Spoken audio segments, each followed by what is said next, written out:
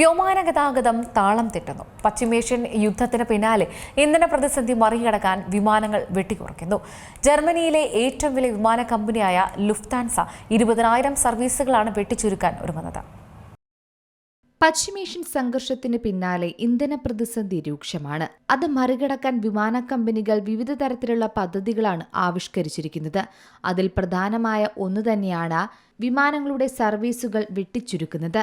ഇതോടുകൂടി ആഗോളതലത്തിൽ വ്യോമയാന ഗതാഗതം താളം തെറ്റുന്ന അവസ്ഥയാണ് ഇന്ന് കാണുന്നത്. വിമാന സർവീസ് വെട്ടിക്കുറച്ചും ടിക്കറ്റ് നിരക്ക് ഉയർത്തിയും ആ പ്രതിസന്ധിയെ നേരിടുമെന്ന് തന്നെയാണ് എയർലൈൻ കമ്പനികൾ പറയുന്നത്.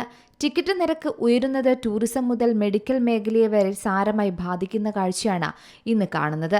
ഇപ്പോഴിതാ ഇന്ധന പ്രതിസന്ധി മറികടക്കാൻ വിമാനങ്ങൾ വെട്ടിക്കുറച്ച് കടുത്ത നടപടിയെടുത്തിരിക്കുകയാണ് ലുഫ്താൻസ എയർലൈൻസ്. ഇന്ധനവില നിയന്ത്രിക്കുന്നതിന്റെ ഭാഗമായാണ് ഈ നീക്കമെന്നാണ് കമ്പനി അറിയിക്കുന്നത്. മെയ് മുതൽ ഒക്ടോബർ 20 വരെയാണ് 20,000 ഹ്രസ്വദൂര വിമാനങ്ങൾ ലുഫ്താൻസ റദ്ദാക്കുന്നത്.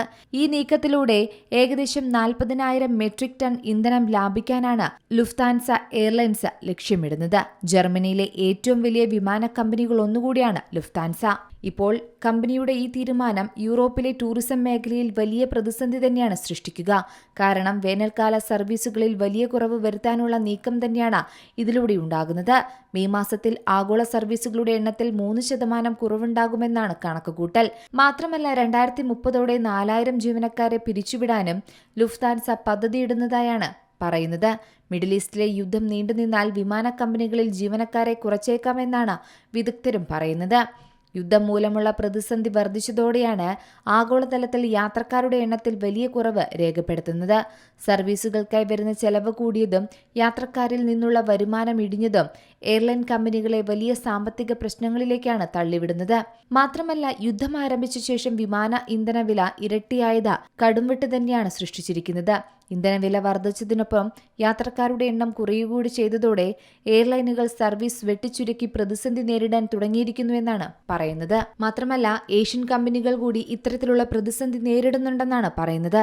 ആഗോളതലത്തിലെ പ്രധാന എയർലൈൻ കമ്പനികളെല്ലാം കടുത്ത സമ്മർദ്ദത്തിലാണ്. News desk Zee Malayalam news.